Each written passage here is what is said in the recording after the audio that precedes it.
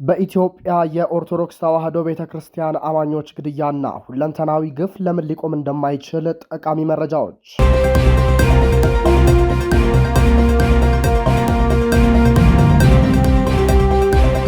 በአማርኛ ስነ ቃል ውስጥ የጠፋን ነገር ከሌባ ጋር ከፈለግከው ፈጽመህ አታገኘውም የሚባል የተለመደ አለ። በአሁኑ ወቅት በኢትዮጵያ በተለያዩ የአገሪቱ ክፍሎች በተለይም በኦሮሚያ ክልል አርሲ፣ ሸዋና ወለጋ እንዲሁም በተለያዩ የታችኛው መዋቅሮች በኦርቶዶክስ አማኞች ላይ የተፈጸመ ያለውን አሰቃቂና ስልታዊ ግድያ፣ መፈናቀልና አጠቃላይ ነባራዊ ሁኔታ ከዚህ በላይ በትክክልና በተጨባጭ ሊገልጽ የሚችል ብሂል የለም። የአሁኑ ስርዓት በስልጣን መንበሩ ላይ እስካለ ድረስ ዓመታት ቢቆጠሩም በአገሪቱ ውስጥ ያለው አጠቃላይ የጸጥታ ቀውስና በኦርቶዶክስ አማኞች ላይ የሚፈጸመው ስልታዊ ማጽዳት እንደሚቀጥል በእርግጠኝነት መናገር ይቻላል።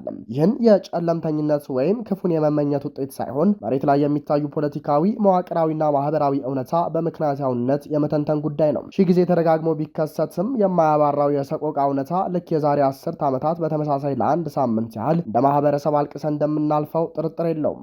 ይህን እውነት በድፍረት ተጋፍጦ ስር ነቀል መፍትሄ ማሰብ ካልተቻለ እንደተለመደው ለአንድ ሳምንት አልቅስና እዘን ወደኋላ የምንረሳው ወቅታዊ ክስተት ብቻ ሆኖ ይቀጥላል። በእርግጥ ወደፊት የጊዜ ሂደት የሚያመጣው ለውጥ ሊኖር ይችላል። ነገር ግን ይህ ለውጥ የመሻሻል የእኩልነትና የፍትህ ሳይሆን ዛሬ በዳር ሀገርና በገጠር ቀበሌዎች የሚፈጸመው ግድያና መፈናቀል ወደ አዲስ አበባ ወይም ወደ ሌላው መሀል ሀገር በስፋት የሚስፋፋ መሆኑ ብቻ ነው። ምክንያቱም ጥቃቱን በዘላቂነት የሚገታ አንዳችም መዋቅራዊ ስራ በአሁኑ ሰዓት እየተሰራ ወይም እየታሰበ አይደለም። ለአሁኑ ሁለንተናዊ ሰቆቃና ግድያ በዚህ መልኩ እንደሚቀጥል የሚያሳዩ 8 መሰረታዊና ሰፊ ምክንያቶች እንደሚከተለው በዝርዝር መተንተን ይቻላል።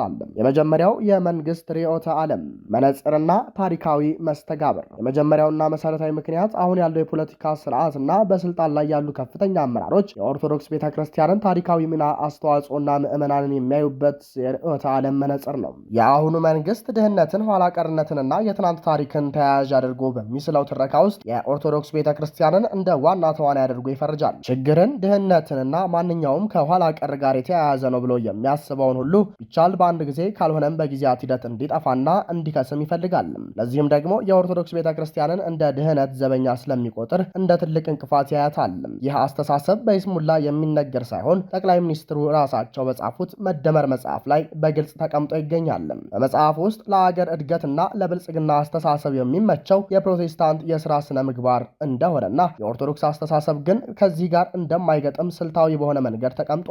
ይህ የርዕዮተ ዓለም አቋም ወደ መንግስት የቢሮክራሲና አስተዳደራዊ የመንግስት መዋቅር ሲወርድም ምዕመኑን ከሃይማኖቱ የመነጠልና የማዳከም ትልቅ ፕሮጀክት ሆኖ እንዲቀረጽ አድርጎታል። ጫናው የሚፈጸመው በሁለት መንገድ ነው። በአንድ በኩል የስራና መሰል ማበረታቻ ዕድሎችን በሃይማኖት ስብጥር ላይ በመመስረት ለተወሰኑ ወገኖች ብቻ በልዩነት በመስጠት ሲሆንም፣ በሌላ በኩል ደግሞ የቤተ ክርስቲያኗ አስተምህሮ የጠንቋይና የደብተራ ስርዓት የመንግስት ነቢያት ሲሰባሰቡ ያዩት ትልቅ አለት ወይም የሰሜን ዛር ሃይማኖት እያሉ ያለምንም ተጠያቂነት በአደባባይ በማዋረድ ምዕመኑን ማሸማቀቅ ነው። አሁን በፌዴራል መስሪያ ቤትም ሆነ በተለያዩ የአገሪቱ ክፍሎች ኦርቶዶክስ ሆኖ የመንግስት ስራ ማግኘት በተለይም የኃላፊነት ቦታ መውሰድ አፓርታይድ ደቡብ አፍሪካ ጥቁር ሆኖ የመሾምን ያህል አስገራሚ እየሆነ ነው። የቤተ ክርስቲያን ባንዲራ አርማ ይዘህ ስለወጣ ተብሎ በጸጥታ ኃይሎች የሚገደልበትንም ጊዜ አይተናል። መልካም ወጣት በሚሉ መንግስታዊ ከለላ ባላቸውና የገንዘብ ድጋፍ በሚደረግላቸው መርሃ ግብሮች የኦርቶዶክስ ወጣቶችን ከጨለማው ቦታ እንኳን ወደ ብርሃን መጣቸው እያሉም በአደባባይ መስበክና ማንኳሰስ የተለመደ ሆኗል። ስለዚህ በአጠቃላይ ይህን አሁን የምናየውን ግድያ ከመንግስት ከቆመበት የአስተሳሰብ አምድ ስለሚነሳ ሊቆም አይችልም። ሁለተኛ፣ የጠቅላይ ሚኒስትሩ የብልጽግና ወንጌል እይታና ሃይማኖታዊ ፋታሊዝም። ሁለተኛውና እጅግ አደገኛው ምክንያት በጠቅላይ ሚኒስትሩና በዙሪያቸው ባሉ አጋሮቻቸው ዘንድ የሚነገረው የብልጽግና ወንጌል ዓለም አቀፋዊ እይታ ነው። በዚህ ፍልስፍና መሰረት አንድ ሰው ሁልጊዜ በጎ ተስፋ ሊኖረው፣ ብሩህና ትክክለኛ ስሜት ሊሰማው ይገባል። በመሆኑም መከራና ስቃይ ምንም ያህል ቢበዛ እንደ አጀንዳ መታየት የለበትም። ከዚያ አስተሳሰብ በመነሳትም አትግደሉን ብሎ መጮህ በራሱ እንደ ወንጀል ይቆጠራል። ሰዎችን ከሞት ማዳን የመንግስት ቀዳሚ ኃላፊነት ቢሆንም ይህንን ሳያደርግ ሲቀር ግን ተጠያቂነት ከመምጣት ይልቅ አትግደሉን ማለት ጥፋት ሆኗል።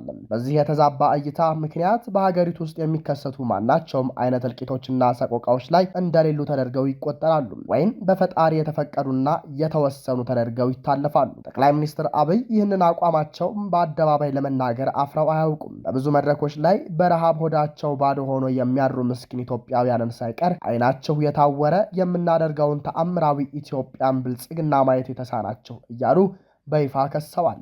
በአካባቢያችሁ ያለውን ሰላም ማስከበር የእኔ ኃላፊነት አይደለም። እኔ በአካባቢዬ ወይም 4 ኪሎ ማለታቸው ነው ከጎረቤቶቼ ጋር በሰላም ነው የምኖረው በማለት በሚሊዮኖች በሚቆጠሩ ህዝቦች ስቃይና ሰቆቃ ላይ አላግጠዋል።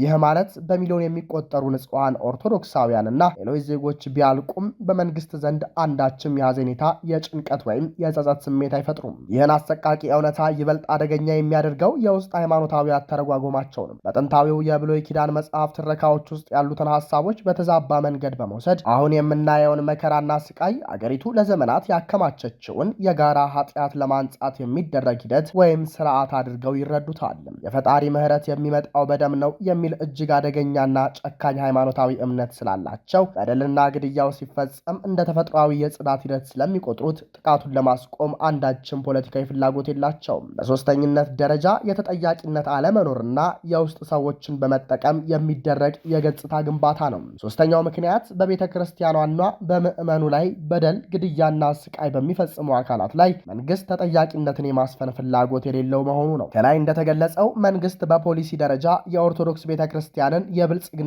እንቅፋት ነች ብሎ ስለሚያምን እንደ አርሲው አይነት አሰቃቂና ሰቅጣጭ ወንጀል ሲፈጸም በህግ አግባብ የወንጀል ፈጻሚዎችን ከመቅጣት ይልቅ ተፈጻሚዎቹ ከለላና ሽፋን ይሰጣል። ለዚህ የሽፋን ስራ ደግሞ የራሳቸውን የኦርቶዶክስ ታሪክና የሃይማኖት ሰውነት ያላቸውን ግለሰቦችና ተቋማት እንደ ጭምብል ወይም ፊት መሸፈኛ ይጠቀማል። ለዚህ ትልቁ ማሳያ የጠቅላይ ሚኒስትሩ አማካሪ የሆኑት ዲያቆን ዳንኤል ክብረት ናቸው። እኚህ ግለሰብ ዛሬ እንዲህ የመንግስት ባለሟል ሳይሆኑ የነበራቸውን የኦርቶዶክስ እውቅናና ማህበራዊ ተቀባይነት በመጠቀም ጸረ ኦርቶዶክስ ስለሆነው የመንግስት መዋቅር የገጽታ ግንባታና ማስተባበያ ያቀርባሉ።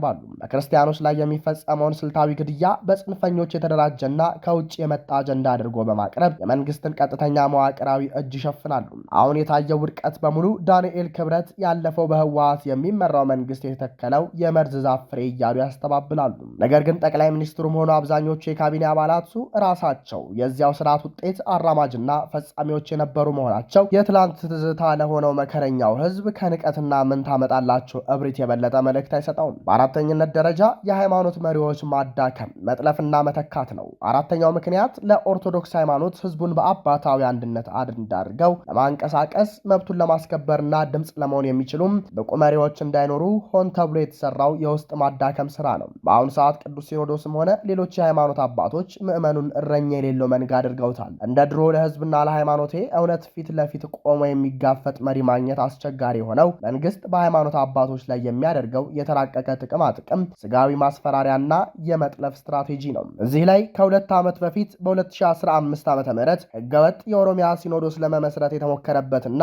በመንግስት ኃይሎች በግልጽ ይደገፍ የነበረውን እንቅስቃሴ ማስታወስ ይገባል። በወቅቱ ጠቅላይ ሚኒስትሩ ሲኖዶሱን ለመክፈል የሚደረገውን ጥረት የሚቃወሙትን አካላት በግልጽ ቴሌቪዥን ላይ ወጥተው አስፈራርተው ነበር። ዓላማው ህዝቡን መከፋፈልና ማሸበር የነበረ ቢሆንም ምዕመኑ ግን በአንድነት በነቂስ ወጥቶ አቋሙን ሲያሳይ መንግስት ወደ ኋላ ያፈገፈገ አስመስሎ ነበር። ሆኖም መንግስት ያንን አጋጣሚ የተጠቀመው ህዝቡን ሊያንቀሳቅሱና ሊያስተባብሩ የሚችሉ ጠንካራ ተጽዕኖ ፈጣሪ አባቶችን ለይቶ ለማወቅ ነበር። በመቀጠልም የመንግስትን የማስገደጃ ኃይል በመጠቀም አንዳንዶቹን ወደ ሀገር እንዳይገቡ በማገድ እንደ ዳንኤል ክብረት ያሉ ሰዎችን መሳሪያ በማድረግ እነዚያ ጠንካራ አባቶችን በማግለልና በማጥፋት በራሱ ቁጥጥር ስር ባሉና ለስጋቸው በቆሙ ታማኝ ሰዎች ተክቷቸዋል።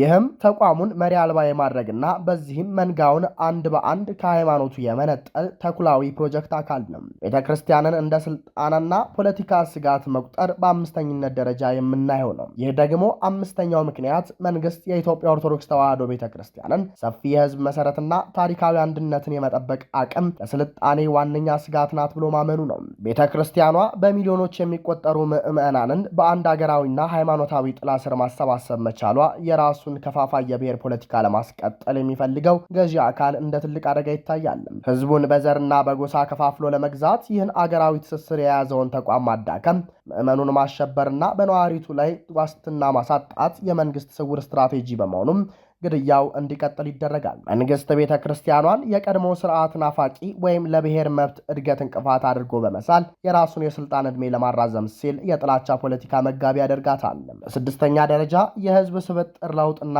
ተቃውሞን የመለየት ሴራ ነው። ስድስተኛው ምክንያት በተለይም በኦሮሚያ ክልልና በአዲስ አበባ ዙሪያ የታቀደ የህዝብ ስብጥር ለውጥ ነው። ይህን ለውጥ ለማድረግ የሚሰራው ስልታዊ ሴራ የኦርቶዶክስ አማኞችን ከቀያቸው ማፈናቀል፣ አብያተ ክርስቲያናትን ማፍረስ፣ ንብረታቸውን ማውደምና በግልጽ በግልጽ መግደል አማኙ ማህበረሰብ አካባቢውን ለቆ እንዲሰደድ ያደርገዋል። ይህም ኦርቶዶክስ ሃይማኖትን የአንድ ብሔር ሃይማኖት አድርጎ በመሳል ለምሳሌ ኦሮሞ ሆኖ ኦርቶዶክስ መሆንን እንደ ነውር በማስመሰል የሚፈጸም በቀጣይም በሃይማኖትና በብሔር አንድ ወጥ የሆነ ክልል የመፍጠር ፍላጎት የፈጠረው ነው። ከዚህ በተጨማሪም እነዚህ ጥቃቶችና በአደባባይ የሚሰነዘሩ የሰብአዊነትን የሚያዋርዱ ስድቦች ምዕመኑን ሆን ብሎ ለማስቆጣትና ለማነሳሳት የሚደረግ ጥቅም ላይ ይውላሉ። ዓላማው ወደፊት ተቃውሞ ሊያስነሱ የሚችሉ ኃይሎችንና የውስጥ የመቋቋም ምንጮችን ቀድሞ ለይቶ ማወቅና እነሱን በመነጠል ማጥፋት ነው። ይህ ስልታዊ ሴራ ያሰቡትን የህዝብ ስብጥር የበላይነት በየአካባቢው ለመፍጠርና መሬት ለመቀማት ሆን ተብሎ የሚደረግ በመሆኑም ግድያው ዓላማውን እስካላሳካ ድረስ ሊቆም አይችልም። በአጠቃላይ እነዚህ ምልክቶች ፍንትው አድርገው የሚያሳዩት በኢትዮጵያ በኦርቶዶክስ ቤተክርስቲያን ላይ እየተፈጸመ ያለው አሁናዊ ግፍና ስልታዊ ግድያ እንዲሁ በአጋጣሚ የሚከሰት ሳይሆን ጥንቁቅ በሆነ የመንግስት የብልጽግና ርዕዮተ ዓለም በሃይማኖታዊ ሰበብ የውስጥ ሰዎችን በመጠቀም የሚደረግ የገጽታ ግንባታና ተቃውሞን ለይቶ በማጥፋት ስትራቴጂ ላይ የተመሰረተ መሆኑ ነው።